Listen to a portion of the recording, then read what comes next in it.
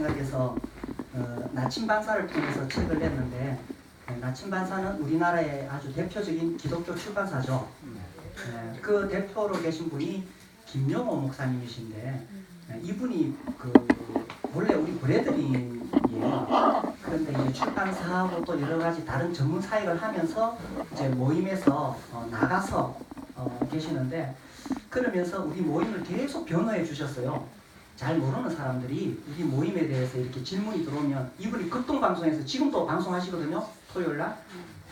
거기 계시면서 계속 이렇게 변호해주고 하시다가, 이번에 이제 제가 책을 내겠다고 하니까 계속 교제가 되면서 그분 하시는 이야기가, 지금은 우리 브래들린 모임에 함께하고 있지 못하지만 자기는 그 표현이, 나는 뼛속 깊이 브래들린이다, 이렇게 해요. 이게요, 이 처음에 떡을 떼는 그 예배에 대한 감동은 모임을 떠난 사람들도 잊을 수가 없는 거예요. 간혹 이제 모임을 떠나서 다른 일반 교파에 가는 경우도 있는데, 가장 그리워하는 것이 떡을 떼는 예배죠. 거기에 복음의 핵심이 있고 내 구원에 그 감동을 살릴 수 있는 것이 바로 그 자리잖아요. 자, 이 4년마다 이 브래들린 국제 수양회가 열립니다. 올해는 로마에서 열렸는데, 저보고 가자하는데 제가 영어를 못해가지고 영어를 좀 해야가지고, 그래도 통역해줄 때는 가자하는데 제가 안 갔어요. 120개국에서 860명이 참여를 했는데 4년 뒤에 열립니다. 그래서 이 전 세계적으로 이 브래들린이 다 서로 연계되어 있고 교류를 합니다. 하는데 이 브래들린의 색깔이 딱 하나가 아니에요. 매우 다양합니다. 그래서 아주 익스클루시브, 이쪽은 아까 잠시 말씀드렸듯이 아주 배타적이고 자기들끼리만 교제하는데, 지금은 매우 세력이 약화됐습니다. 그 다음에 타이트, 오픈, 와이드, 프로그레시브, 이런 식으로 왼쪽으로 갈수록 더 개방적이죠. 다양한데, 한국은 어느 정도냐? 한국은 사실 굉장히 그 오픈 중에서도 이렇게 보수적인, 아주 보수적인 성향에 속합니다. 그래서 훨씬 더 이 프로그레시브, 더 열린 쪽은 굉장히 또 열려 있는데, 어느 것이 좋다 안 좋다 말할 수 있는 것은 아닙니다. 왜냐하면 그 사회 문화라든지 그런 것과 연계되어져 있는데, 그러나 처음에 이 브래들린의 정신은 모든 것을 초월해서 참된 그리스도인은 서로 교제할 수 있다. 이게 A.M. 그로버스의 정신이었습니다. 자, 아까 어디까지 했죠? 플리무스, 그 다음에 브리스톨 잠시 제가 말씀을 드렸고요. 조지 뮬러 책을 제가 올 상반기에 다시 얇은 책을 하나 봤는데, 이번에 새롭게 보면서 또 새로운 감동이 있었습니다. 신앙생활은 이렇게 하는구나. 정말 이분이 얼마나 철저하게 주님에게 속해 있는 사람인가. 초기에 그 브래들린 지도자들이 다 그러했지만 이제 자료가 잘 안 남아 있는데, 조지 뮬러의 일기를 보면 이분은 정말 주님과 동행하는 사람이었었어요. 주님의 마음을 그대로 품고 있었고, 특별히 이제 우리가 살아가면서 어떤 일을 결정해야 될 때가 있잖아요. 어느 것이 과연 주님의 뜻일까? 그런 것을 분별하고 결정하는 데 있어서 정말 자기의 뜻은 다 내려놓고 정말 주님의 뜻을 사모하고 그걸 찾아가는 그런 그 과정을 그 책에 기록해 두었는데, 집에 책이 있는 분들 다시 한번 보세요. 아무튼 조지 뮬러가 단순히 뭐 기도 응답받았다 이런 정도가 아닙니다. 신앙생활은 이렇게 하는 거구나. 내가 좀 더 일찍 이런 원리를 배울 수 있었으면 좋겠다 싶었는데, 그때는 책을 봐도 그게 무슨 말인지 모르고 그냥 지나갔던 것 같아요. 사실은 정말 중요한 신앙의 원리, 완전히 그리스도 안에서 살아가는, 그러니까 이분은 자기가 기도하고 분별한 것은 하나님의 뜻이고, 그리고 기도하면 응답이 오는 거예요. 그냥 우리가 그냥 내가 믿어야지 이게 아니고, 어제 아래 우리가 말씀을 들었듯이 이론적으로 내가 믿어야지가 아니라, 이분은 경험 속에서 계속, 그리고 순간순간 위기의 순간이 있습니다. 믿음으로 산다는 것은 뭐 그렇겠죠. 예를 들어서 딱 정해진 사례비가 계속 나오고 또 무슨 이런 보육원이나 혹은 성경 지식협회 운영할 때에 후원단체에서 계속 정기적으로 돈이 들어오면 믿음이 필요 없어요. 근데 어떨 때는 막 이 자금이 다 날아가요. 돈이 하나도 없는데 당장 내일 아침 고아들 수천 명 먹여야 되는데 야, 저 같으면 피가 말라서 잠을 못 자겠어. 근데 이걸 기도해요. 그 다음날 아침에 또 다 기도해요. 그럼 참 신비롭게 음식이 쫙 들어와요. 그래서 이거는 우연이라고 말할 수가 없어요. 하나님 살아계신 거예요. 그 이제 어제까지 우리 말씀 들었지만 조지 밀러는 그래 했다. 그게 아니라 이제 그게 실제로 우리의 삶이 돼야 되겠죠, 그죠? 아무튼 조지 밀러는 정말 대단한 분입니다. 그래서 1832년에 플리머스, 브리스톨, 그 다음에 또 한 군데 1832년에 단스테플, 단스테플에 여기는 로버트 체프만이라는 사람이 있었는데 이분도 아주 잘 나가는 그 변호사로서 인간적으로는 아주 이렇게 돈을 많이 벌 수 있는데 자기의 모든 것을 다 내려놓고 아주 가난한 지역에 들어가서 전도하기 시작합니다. 결혼도 안 하고 뭐 이렇게 집을 개방하고 언제라도 누구라도 오면 같이 먹고 자고 같이 성경 공부하고 이렇게 하셨던 분인데 로버트 체프만에 대한 책이 번역된 게 하나 있어요. 그 책도 보면 아무튼 이분도 대단해요. 그래서 초기 브래들리는 우리가 생각하는 것 이상으로 그들은 성경에 대해서 해박했다. 단순히 그게 아니라 성경을 살아내는 사람들이었습니다. 그러니까 이분들이 우선 기구를 조직하고 우리가 이렇게 하자 이렇게 된 게 아니라 이분 주위에 있는 사람들이 그냥 감동을 받는 거예요. 나도 저렇게 살아야지. 그래가지고 복음이 전해지면서 나도 저렇게 해야 이렇게 해서 전 세계로 이렇게 번져가게 되는 겁니다. 자, 이거 한번 잠깐 볼까요? 음제운동이 이제 이렇게 뻗어나가는데 이런 거 넘어가고 넘어갑시다. 더블린 혹시 가보신 분 계신가요? 여가 더블린입니다.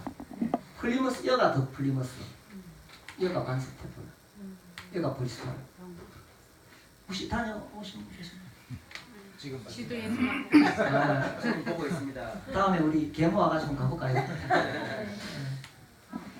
그래서 이 세 가지 원리를 이제 그로버스가 이야기를 했죠.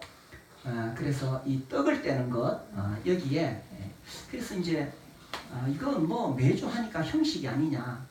우리가 이렇게 해왔기 때문에 복음을 순수하게 지켜왔던 겁니다. 자, 넘어가고 그래서 이제 세 가지 원리 이 시험에 나온다 그랬죠. 네. 첫 번째는 떡입니다, 그죠? 네. 두 번째는 이 교파의 장벽을 엮는 제가 연합이다 이렇게도 표현을 했는데 세 번째는 안수받은 성직자가 없어도 그래서 이제 우리는 형제들이 모이면 이제 떡을 떼는 거예요, 그죠? 함께 모여서 있었습니다. 자, 그래서 이런 것들이 1827년에 시작됐고 나중에 이 다비가 합류를 하게 됩니다. 나중에 합류하게 되죠. 자, 그래서 플리머스 아까 잠시 제가 말씀을 드렸고요. 플리머스에서 1000명 이상 모이니까 이름이 알려져서 플리머스 브레드린으로 알려졌습니다. 브리스톨에는 조지 뮬러와 헨리 크레이. 정말 이분들 헨리 크레이는 아주 탁월한 교사였습니다. 그래서 이제 이 베데스다 교회 이렇게 해서 베데스다 교회 우리가 지금 하고 있는 것 신자의 침례 우리는 당연하게 생각하는데 이때만 해도 유아 세례였습니다. 거기에 대항해서 유아가 믿음을 가질 수 있는데 어떻게 침례를 세례를 받는 것이 의미가 있느냐. 신자 믿는 자가 침례를 받아야 된다는 것이고 매주 떡을 떼고 여기서 어느 성도나라는 표현이 누구나는 아닙니다. 주님으로부터 은사와 말씀을 받은 사람 그 다음에 성직자 평신도 구분을 두고서는 안 된다. 그렇죠? 자, 그렇게 해서 이제 넘어갑시다. 같은 게 왜 나왔어? 1834년에 이 성경지식협회 그래서 학교를 세우고 성경을 보급하고 또 선교를 후원했습니다.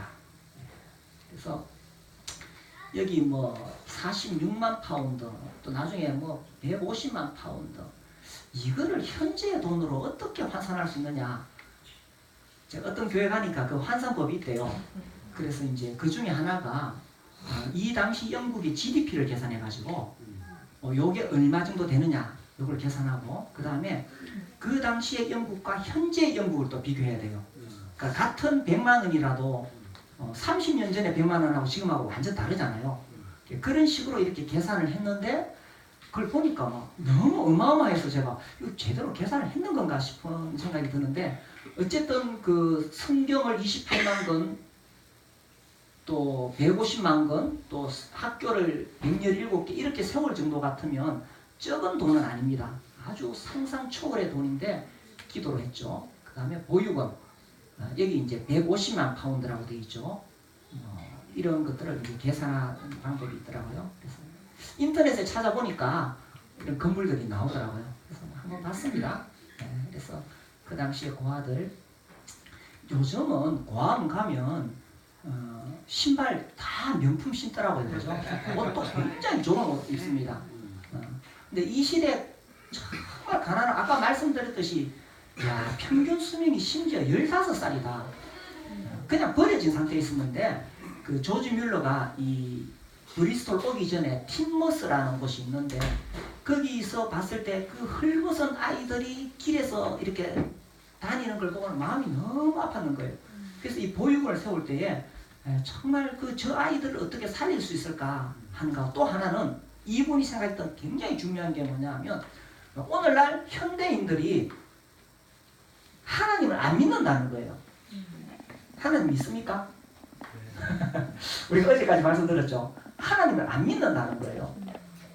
그러니까 그리스도인들이 먹고 사는 문제가 너무 중요해서 자기 사업을 위해서 계속 일을 하고 집에 들어와서 지치니까 성경을 안 읽고 기도를 안 한다는 거예요.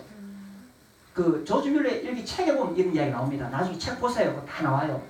그래서 이제 이분이 생각하기를 하나님께서 우리를 먹이시고 입히시는데, 그렇다면 수입이 좀 적더라도 적게 일하고 힘을 아껴서 저녁에 와서 기도하고 성경을 읽고 주님을 섬긴다면 주님께서 나에게 필요한 것을 다 공급해 주실 것인데, 하나님을 안 믿으니까 돈 버는데 힘 다 쓰고 나니까 에너지 소진되면 집에 오니까 뭐 하겠어요? 뭐 TV 보고 스마트폰 보고 뭐 우리 식으로 그렇게 하는 거예요. 그죠? 그래서 하나님께서 살아계시고 우리의 필요를 공급하신다는 것을 내가 사람들에게 실제로 보여주겠다. 그게 또 이 보육원을 세우는 굉장히 중요한 동기가 됩니다. 그리고 실제로 이 1만 명의 고아들을 62년 동안 기도로만 그렇게 키워내죠. 그렇게 키워냅니다. 이렇게 기도했다고 책에 다 나옵니다. 읽어보시고. 반스텝을, 이 사람 참, 이분이 설교는 잘 못했대요. 그래서 어떤 분이 아유, 설교를 저래 해서 되나 이러니까 이분이 했던 유명한 말이 있죠. 그죠? 그리스도를 전하는 사람은 많이 있으나 그리스도를 살아내는 사람은 많지 않다. 이 큰 뜻은 그리스도를 살아내는 것이다. 이런 거 읽으면 막 저 같은 사람은 찔려가지고 진도를 못 나갑니다. 저는 열심히 전하거든요. 그 매주마다 전합니다. 제가 명단에 써서. 그럼 다 이런 걸 읽으면 그래 이게 맞는데. 그러니까 하나님이 우리 각자에게 주신 은사가 있어요. 그 은사대로 섬기는 겁니다. 저는 말씀을 전할 은사를 받았기 때문에 이제 그 역할을 하고, 또 우리 다 은사대로 섬기는데, 그것이 결국은 뭘 해내야 되냐 하면 이거죠. 그죠? 그리스도를 살아내는 거예요. 주님 앞에 갔을 때에 뭐 가지고 평가를 받느냐 하는 거죠. 그죠? 그리스도 살아내는 거죠. 하여튼 대단한 분이었습니다. 넘어가고 넘어갑시다. 그래서 이제 1830년대 영국 전역으로 이렇게 확대가 되어져서 사람들이 늘어나고, 그 다음에 이제 세계로 뻗어가는데 A.M. 그로브스가 이 스페인어로 이렇게 선교를 가고, 그러면서 뭐 유럽으로 캐나다와 미국으로 또 그 당시에 이제 이민을 많이 갔습니다. 그러면서 이 운동이 이제 그 북미 대륙으로 확 번져가게 되지요. 그 무렵에 1834년, 그러니까 1827년에 이런 운동이 본격적으로 시작되었다면 그 이후에 이제 1844년 그 정도 되었을 때 다비가 본격적으로 뛰어들어가 가지고 이제 막 유럽에서 활동을 합니다. 그래서 유럽에서는 이 다비파로 이렇게 알려져 있고 나중에 이들은 다비파로 완전히 갈라져 나가게 됩니다. 자, 다시 한번 형제운동을 설명드리면 어떤 창시자가 있었던 것이 아니고 주님이 그 당시에 여러 곳에서 성경대로 모이는 그런 사람들을 불러 일으키셨습니다. 자, 교회사를 보는 두 가지 관점이 있습니다. 첫 번째는 우리가 시중에 서점에 가서 보면 교회사 책이 있는데 뭐 초대교회사, 뭐 그 다음에 그 종교개혁, 그 다음에 중세교회, 뭐 근현대교회, 현대교회 뭐 이런 식으로 역사적으로 교회 역사가 책으로 나와 있는데 그 책은 제도권의 교회를 말하고 있어요. 지금 알려져 있는 교회. 그 다음에 두 번째 교회사를 보는 관점이 있는데 이것은 제도권에 알려지지 않은 그냥 순수하게 성경대로 모으려고 했던 많은 교회들이 있습니다. 이 교회에 대한 역사는 전도 출판사에서 번역된 브로드벤트가 쓴 순례하는 교회라는 책이 있습니다. 요즘은 이제 이런 교회들에 대해서 관심이 많아져서 이제 계속 나가는데 차이가 뭐냐? 제도권 교회는 처음에 국가교회였습니다. 우리가 잘 그 개념이 이해 안 될 수 있는데 그러니까 313년에 초대교회는 처음에 기독교가 로마로부터 핍박을 받았어요. 그런데 313년에 기독교가 공인되면서부터는 국가교회가 됩니다. 그 다음에 380년 이렇게 지나가면서 기독교가 로마 제국의 국교가 됩니다. 그래서 기독교의 목사가 된다는 사실은 국가의 공무원이 되는 거예요. 종교개혁 이후에도 마찬가지입니다. 루터가 그렇게 종교개혁했을 때 이게 종교개혁이 아니라 사실은 국가 간의 싸움이었습니다. 전쟁이었어요. 그래서 루터도 결국 정부의 지원을 받았고 그래서 나중에 로마 카톨릭하고 계속 전쟁이 일어나거든요. 나중에 그 서로 협정을 맺을 때까지. 그런데 이런 정치적인 권력과 상관없이 그냥 성경대로 모였던 수많은 교회들이 있습니다. 심지어 그 세력이 얼마나 되었느냐 하면 종교개혁이 일어날 당시에 종교개혁을 했던 그런 뭐 루터나 쩌링글리나 뭐 이런 사람들의 세력보다 그 당시 알려지지 않은 예를 들자면 왈덴시아 이제 이런 사람들이 이 사람들은 초대교회부터 그대로 모여왔어요. 근데 재밌는 것은 그 초대교회부터 순수하게 모여왔던 그 사람들하고 지금 우리 브레드린이 거의 같습니다. 그러니까 약간의 차이점이 있을 수 있어요. 왜냐하면 문화나 이런 것이 다르니까. 근데 근본적인 것은 거의 같습니다. 왜 그럴까요? 성경을 가지고 하니까. 그거예요. 근데 그런 교회들이 왈덴시안, 발덴시안 그 외에도 막 수없이 많습니다. 나중에 이제 아나베티스트라 그러는데 종교개혁이 일어났을 때도 국가교회로 성장한 이런 그 종교개혁이 있는가 하면 그들로부터 엄청나게 핍박을 받은 아나베티스트들, 이제 제7례 교도라고도 번역이 되어 있는데 이 사람들도 정말 순수한 교회였는데 우리랑 거의 같습니다. 당연히 같겠죠, 그죠?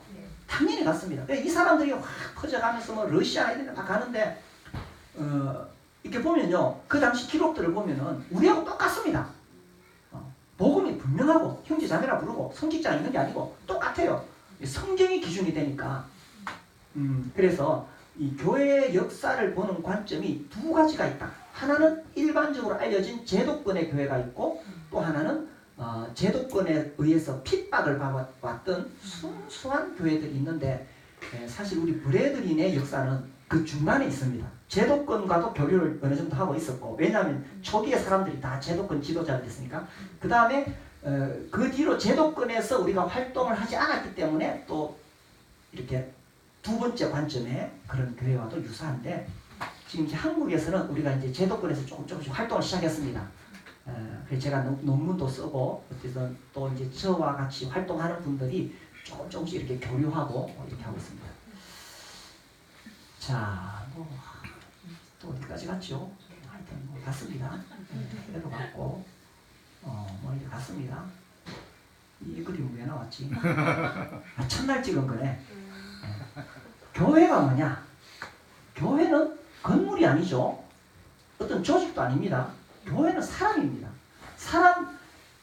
큰 예배당 안에 사람들이 많이 모였다고 교회가 되는 것이 아니라 정말 예수님의 피로 구원받은 사람들, 예수님의 이름으로 모인 사람들, 숫자가 많든지 적든지 간에 참된 하나님의 자녀들이 모여서 떡을 떼고 있다면 참된 교회가 되는 거죠.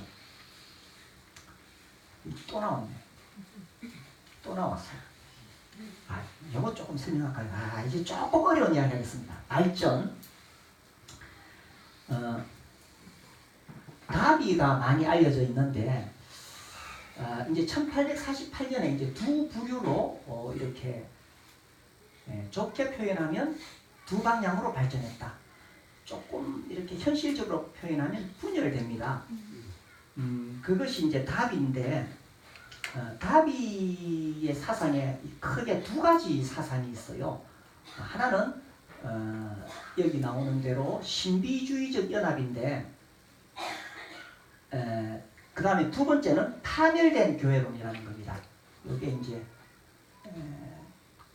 같은 의미인데 파멸된 교회와 신비주의적 연합인데, 이 다비의 신학 사상에 보면 이 세대주의가 있는데, 이 세대주의가 이제 처음에 시작했던 사람이 이제 어쨌든 다비에 의해서 체계화되었고, 그걸 고전적 세대주의라고 하는데, 성경의 역사를 세대별로 나눕니다. 이야기가 조금 어려워지려고 하는데 들으시면 되겠죠? 세대별로 하나님께서 역사하시는데, 각 세대는 하나님께서 그 세대마다 어떤 책임을 주셨는데 사람들이 그렇게 못해서 실패합니다. 그래서 하나님께서 심판하셔요. 예를 들자면 이제 나중에 이제 이걸 다시 스코필더가 7세대로 나누는데, 에덴 동산을 생각해 봅시다. 하나님께서 그 아담과 하와에게 주신 책임이 뭐냐 하면 선악과를 먹지 말라는 거죠. 그것은 어떤 의미냐 하면 선악과를 통해서 인간은 나보다 높은 분이 계시는구나. 그죠? 창조주 하나님이 계시는구나. 선악과 왜 만들었냐고 자꾸 따지는데, 우리 인간은 하나님 아니에요. 그죠? 피조물이에요. 그거를 보여주기 위한 게 선악과예요. 하나님께서 주인이시다. 하나님께서 너의 신이다. 이걸 보여주는 게 선악과잖아요. 그래서 하나님 그거 먹지 말라 그랬어요. 인간은 안 먹어야 될 책임이 있죠. 그런데 어떻게 했어요? 그러니까 실패한 거죠. 그래서 결과가 어떻게 됐어요? 쫓겨났어요. 심판으로 나는 거예요. 그러면 노아 시대도 마찬가지죠. 그죠? 그 당시 사람들이 그 양심에 따라서 살아야 되는데 그들이 이 범죄했어요. 그래서 하나님께서 물로서 심판하셨어요. 그죠? 아벨 사건도 마찬가지입니다. 그죠? 하나님께서 흩어지라 그랬는데 자기들 모였어요. 그래가지고 하나님이 언어를 다르게 해서 심판했어요. 그러니까 이렇게 계속 세대가 가는데 그 세대는 심판으로 끝이 났지 회복되지가 않았어요. 다비가 봤을 때는 교회도 그러하다. 그래서 사도행전 5장에서 아나니아와 삽비라 사건을 볼 때에 벌써 교회에 죄가 들어왔고 하나님께서 심판하셨다 이거죠. 그래서 교회 시대도 끝이 났기 때문에 다시 회복될 수가 없다라는 것입니다. 그래서 이제 이 다비가 봤을 때는 초대 교회로의 부흥이 불가능하다는 겁니다. 그러므로 그러니까 다비가 말한 이 파멸된 교회라는 것은 교회가 영적으로 쇠락했다는 것이 아니라 이제 교회 세대가 끝이 났기 때문에 우리가 초대 교회의 모습으로 돌아갈 수 없다. 그러므로 모든 기독교는 다 타락했기 때문에 그들로부터 나와서 마태복음 18장에 두세 사람이 내 이름으로 모인 곳, 그래서 우리끼리 따로 모여야 된다는 거예요. 여기 우리끼리 따로 모인다. 여기 연합의 개념으로 이해야 되는 거예요. 이게 이제 분리주의자다. 이렇게 다비가 비판을 받는 겁니다. 근데 이제 오픈 브레드리는 그렇게 생각하지 않았죠. 비록 그 많은 교회들이 약점을 가지고 있지만 그러나 하나님께서 그 교회들을 여전히 사랑하시고 부흥이 가능하다는 것입니다. 이해가 되나요? 네. 아, 역시 수준이 높으셔가지고 네. 그래서 이런 생각을 가지고 있는 다비에게 이제 그러니까 다비가 자기 사상을 계속 이렇게 전하고 있을 무렵인데 그 다음에 이제 발전 분열 이야기 하면 좀 슬픈 이야기인데 슬픈 이야기 조금 들어봅시다. 역사는 슬픈 이야기 많습니다. 그죠? 우리나라 역사 공부하면 슬픈 이야기 많잖아요. 네. 왜냐하면 사람들의 역사니까. 이 플리무스 교회의 지도자로서 대표적인 지도자가 누가 있었냐면은 아까 말했던 다비와 뉴턴이라는 사람이 있습니다. 이 두 사람이 아주 대표적인 지도자. 뉴턴은 탁월한 교사였는데, 근데 이제 두 사람 사이에 계속 갈등이 생겨요. 이제 두 가지 문제가 생깁니다. 하나는 이제 지도력의 문제. 이제 뉴턴이 점점 지도자로서 은사가 부각이 되니까 다비가 와가지고는 다비는 플리무스 교회만 있었던 것이 아니라 그 당시 아까 봤듯이 유럽을 계속 순회하고 선교를 했는데 하다가 와보니까 뉴턴이 너무 돋보이는 거야. 우리 다 형제인데? 이렇게 하면서 뉴턴을 계속 공격을 했습니다. 이 첫 번째 지도력의 문제. 두 번째는 종말론의 차이인데 다비는 이미 교회 세대가 끝이 났기 때문에 예수님이 이제 재림하시는데 이제 우리가 믿고 있는 공중 재림입니다. 휴거가 일어난다고. 이 휴거의 개념은 다비 이전에도 있었지만 휴거의 개념을 이제 체계화시킨 사람이 다비예요. 그래서 어느 날 갑자기 우리가 휴거될 것이다. 휴거되고 우리는 알죠, 그죠? 휴거되고 나면은 땅에서 뭐가 있습니까? 7년 환란이 있죠. 그 다음에 7년 후에 어떻게 됩니까? 예수님이 재림하시죠. 그러면 우리는 땅에서 그 7년 환란을 겪습니까? 안 겪습니까? 안 겪어요. 근데 이제 여기에 이제 종말론이라는 것이 이제 전천년설, 후천년설, 무천년설 이런 게 있는데 이 전천년설에서 다비가 이야기하는 것을 이제 세대주의적 전천년설이라 그러고 그 다음에 역사적 전천년설이 있는데 이것은 교회가 환란을 통과한다는 거예요. 그러니까 이제 뉴턴은 교회가 환란을 통과한다고 주장했고 다비는 아니다. 환란 전에 휴거한다. 무슨 얘기 다 아시죠? 그러니까 우리 브레더리는요 성경 수준이 굉장히 높은 거예요. 일반 교회 가서 이야기하면 무슨 소리인지를 이해 못합니다. 뭐 설명 안 하고 넘어가도 되는 거예요, 그죠? 그래서 두 사람이 계속 갈등을 하다가 나중에 이 다비가 1845년 12월 달에 도저히 뉴턴과 함께 할 수 없다. 그래서 따로 모이기 시작했어요. 요거는 이제 두 사람이 이제 따로 모였는데 1847년에 문제가 생깁니다. 이 뉴턴이 그 시편을 강의하다가 시편 6편에서 약간 문제가 될 만한 그런 것을 했는데 누가 이걸 필기를 해가지고 이제 그게 밝혀졌어요. 자, 잘 들어보세요. 뭐라고 이야기하는가 하면 예수님은 하나님입니까? 사람입니까? 하나님이시고 사람이시죠. 그런데 하나님이신 그분이 인간으로 오셨는데 예수님이 이 땅에 사는 동안에 고난을 받으셨잖아요. 그분이 고난을 받으신 것은 그분도 인간이 되셨기 때문에 받아야 할 고난이 있었다.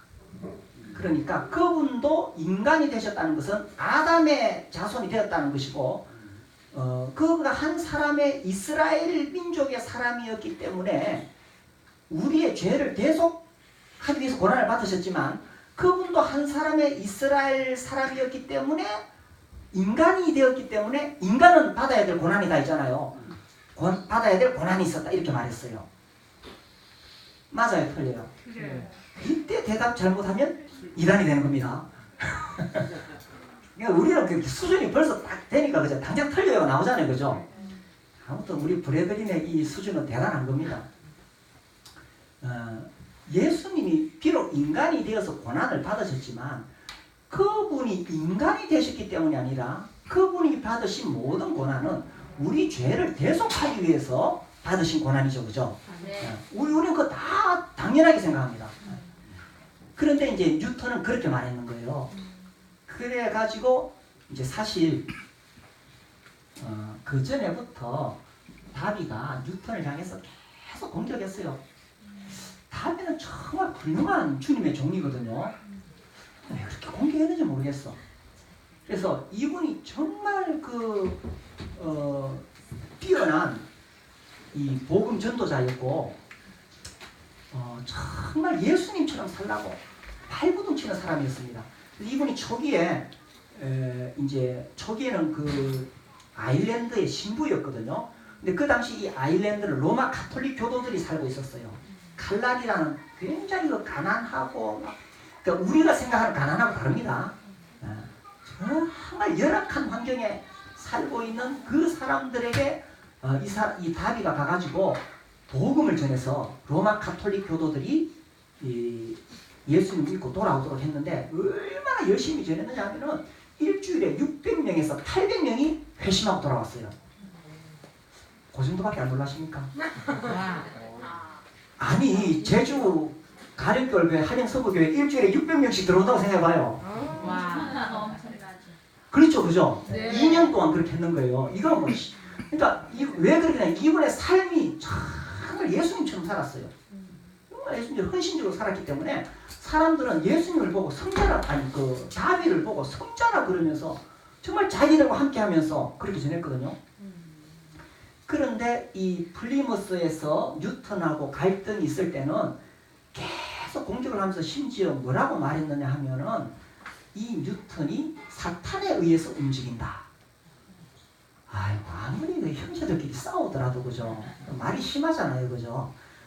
사탄에 의해서 움직인다. 이렇게 하면서 더 이상 함께 할 수 없다. 이래가지고 나왔거든요.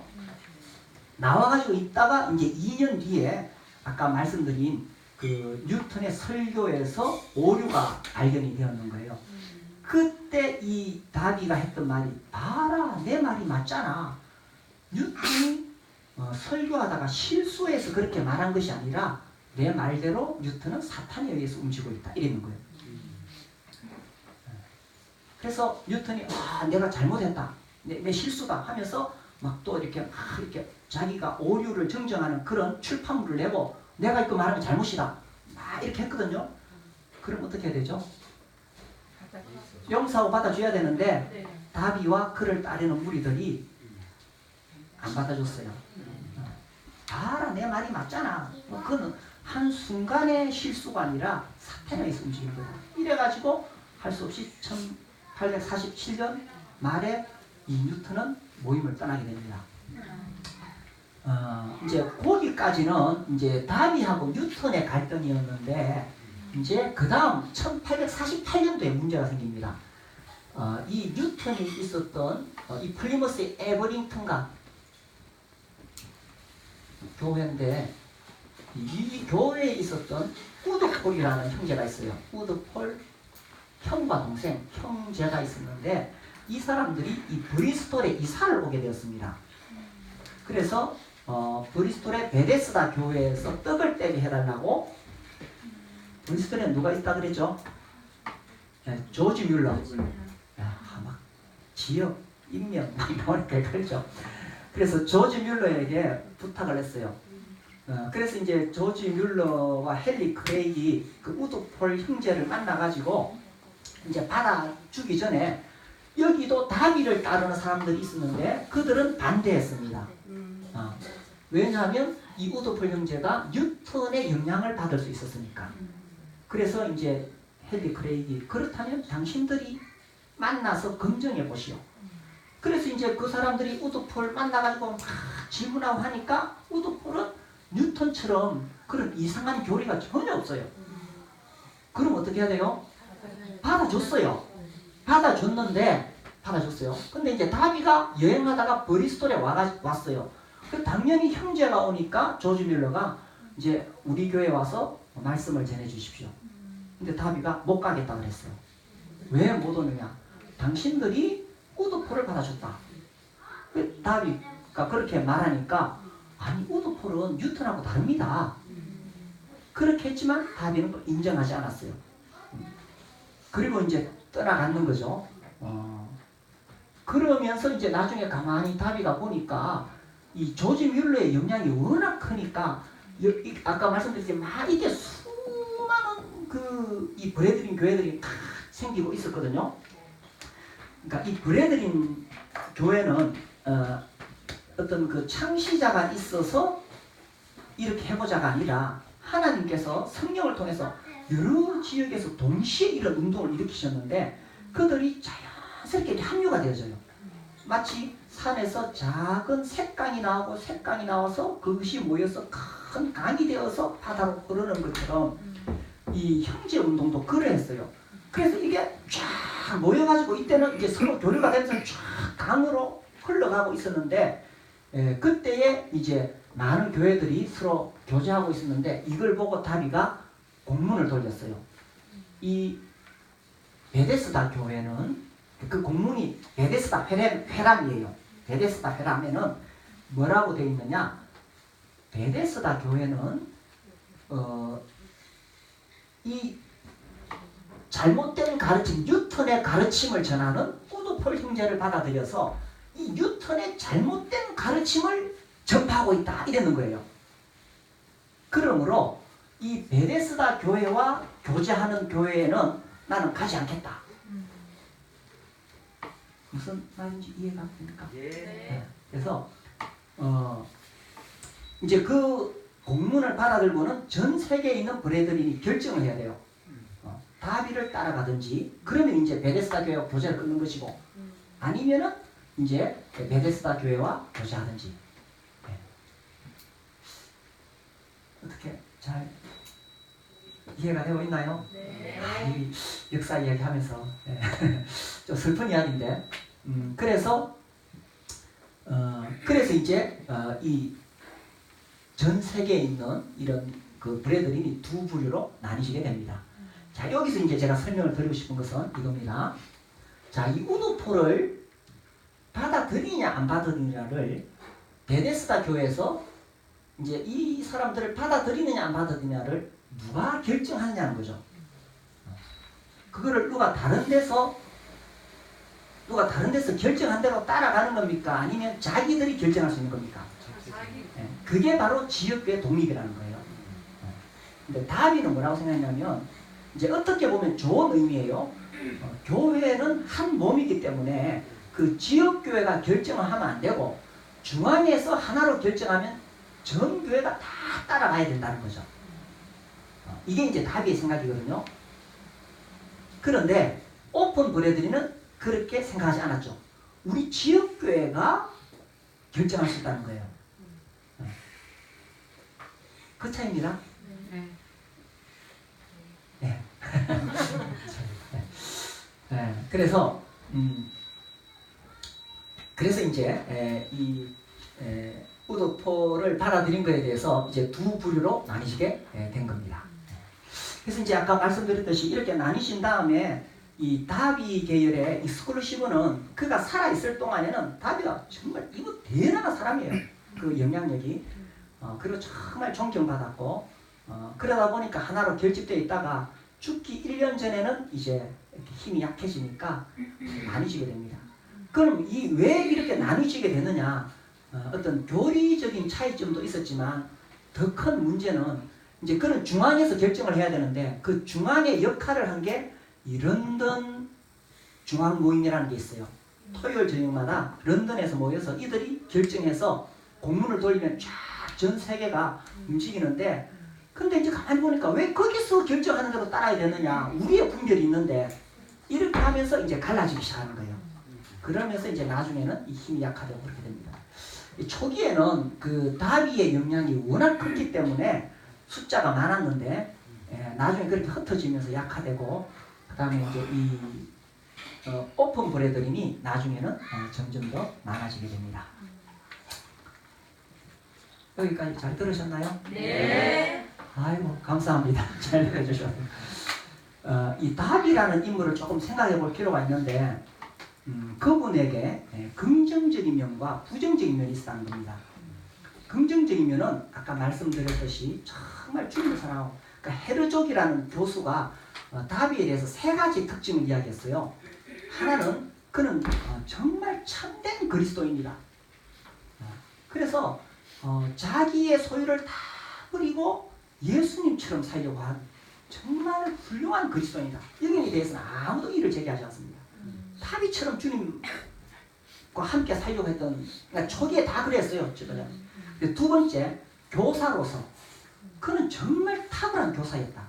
하나님 말씀을 전하는 데 있어서 예를 들어 이런 게 있어요. 이제 그 당시 어떤 사람이 굉장히 마음이 우울하고 근데 친구가 교회 가자는 거예요. 그래 억지로 뭐 교회 갔어요. 갔는데 교회가 또 지하에 있네. 계단을 내려갈 때 기분이 이렇게 막 내려가는 기분이잖아요. 내려가지고 제일 뒤에 앉아 오늘 무슨 말 하는가 보자 이렇게 하고 있는데 앞에 비쩍 마른 어떤 사람이 앞에 딱 오는 거예요. 와가지고 뭐 이야기를 시작하는데 이 사람 뒤로 딱 제끼고 있다가 자꾸 앉습니다. 이래가지고 눈이 계속 커지면서 그리고 마지막에 설교가 끝날 무렵에는 자기가 천국에 와 있는 느낌이었다. 그래서 사람들의 마음을 변화시켜서 예수님을 믿게 하고 예수님을 따르도록 하는 데 있어서 정말 탁월한 교사였다는 거예요.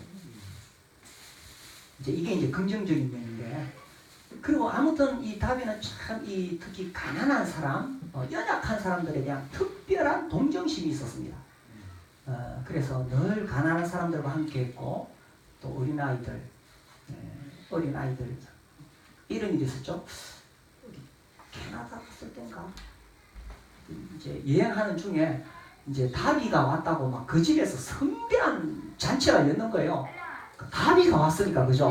다 성도들이 다 모여서 막 그날 막 요리하고 했는데 다비가 이제 식사를 하려고 딱 보니까 저 옆에 조그마한 아이가 계속 울상인 거예요. 그래서 너 왜 그러니? 이렇게 물었거든요. 보통 어른들이 애한테 관심 안 가지잖아요. 그 사람들이 많고 막 그런데 그러니까 아이가 무슨 말을 하려고 그러니까 엄마가 다 눈치를 해요. 말하지 말라고. 그래서 괜찮아 말해봐. 그러니까 그 아이가 저 토끼 오기 이러는 거예요. 자기가 정말 아꼈던 그 토끼를 답이 온다고 요리로 내놨는 거예요. 다비가 그 고기 안 먹고 밥도 제대로 안 먹고 그 아이를 데리고 가서 호주머니에서 오리 장난감을 꺼내서 1시간 동안 놀아줬다. 이 다비가요 우리가 생각하는 이상으로 대단한 인물인데 그 1시간을 어린 아이를 위해서 했다는 것은 대단한 일입니다. 사람들이 어떻게 다비한테 한마디 더 들어보려고 이렇게 몰려드는데 뭐 그 외에도 여행하는 중에 그 아기가 계속 고치니까 엄마가 잠을 못 자잖아요. 그래서 그 아기를 안고 그 갑판 위에 올라와서 밤새도록 아기 안고 달래고 엄마는 편히 쉴 수 있도록 정말 동정심이 많았던 정말 훌륭한 주님의 종이었습니다. 거기에 대해서 아무도 말할 수 없습니다. 근데 이제 세 번째로 안타까운 것은 그가 어떤 한 그 무리를 이끌어갈 때에 지도자의 위치에 섰을 때는 자기가 분별한 것과 다른 분별을 내는 것을 용납하지 않았어요. 다르면 잘라내는 거예요. 어떻게 그렇게 훌륭한 주님의 종이 그럴 수 있을까? 이제 그것도 이 양면이 있는데 하나는 다윗은 정말 이 파멸된 교회 시대에 정말 하나님이 원하시는 그런 교회란 말 모임이라고 했어요. 어셈블 모임을 만들어야 된다. 그런데 이 모임 안에는 이 사탄이 언제라도 들어올 수 있기 때문에 그것을 자기가 지켜야 된다고 생각했어요. 악으로부터 분리인데 여기서 말하는 악은 도덕적인 악이 아니라 교리적인 잘못된 분별인 겁니다. 그러니까 자기가 분별한 거하고 다른 것이 들어오는 것을 절대로 용납을 못했습니다. 그럼 이제 잘라내는 거예요. 그게 왜 그러냐면 이 모임을 지키려고 하는 정말 순수한 사도적 소명감이다. 좋은 면에서 하면 그래요. 사도적 사명감이다. 근데 다른 면에서 보면 뭐냐 하면 자기와 분별이 다른 사람을 용납할 수 없었던 거죠. 어쨌든 그는 정말 선한 마음으로 했습니다. 근데 결과는 분열이죠. 다 잘라내고 이제 분열되고 그렇게 했습니다. 그래서 그가 참 훌륭한 분이었지만 이 형제운동 이때 1848년에 정말 불일 듯이 일어나고 전 세계로 퍼져가고 있었는데 이게 이제 분열이 되었던 거죠. 그러나 이제 오픈 브레더리는 계속 선교를 하는데 특별히 1859년도에 1호부터 11년 뒤죠. 영국 제도에 부흥이 일어납니다. 부흥이 뭔지 아시죠? 이 부흥은 지금부터 열심히 전도해보자 이게 아닙니다. 이거 순수한 성령의 역사입니다. 그래서 성령이 사람들을 움직여서 하는데 이제 그때 그 시발점이 되었던 것이 맥키킨의 기도라는 건데 이 맥키킨도 사실은 조지 뮬러의 일기를 읽고 엄청난 도전을 받아요. 하나님이 기도를 들으시고 살아계시는구나. 그러면 우리도 기도해보자. 그래서 친구들 모아서 3명, 4명 해서 뜨겁게 기도하다 보니까 이제 어떤 교회에서 말씀을 전해달래요. 그래서 이제 거기 가서 말씀을 전했는데 피가 억수가 좋는데 성령께서 역사하시는 거예요. 그 사람이 설교를 잘한 게 아니고 이게 부흥이거든요. 설교를 잘한 게 아니고 성령 역사하시니까 사람들이 막 죄에 대한 각성, 회개가 일어나면서 장대같이 쏟아지는 비 앞에 막 무릎을 꿇고 회개하고 울고 불고 난리 났어요. 이게 확 영국에 막 번져가고 나중에 이게 미국으로 해서 나중에 우리나라의 1902년에 평양 대공회로 결국 그 선입니다. 그 선. 그래서 부흥이 일어나면 죄에 대한 각성, 회개, 기도, 그 다음에 복음 전파가 일어나거든요. 그렇게 부흥으로 사람들이 확 구원받고 돌아왔는데 구원을 받았는데 교회를 가야 되잖아요. 장로교회 가니까 적응이 될까요? 안 돼요. 이 생명이 확실한 사람은 이 뭔가 아니거든요. 근데 어디에 제일 적응을 잘 되느냐? 브레드린이 나오면 너무나 자연스러운 거야. 떡을 떼면서 그죠? 다 형제자매고 너무 자연스러운 거야. 생명 있는 사람들은. 그렇게 해서 이제 이 브레드린이 확 더 커지게 되고 전 세계로 확 번져가게 됩니다. 그래서 그렇게 발전이 되어졌습니다. 시작합시다.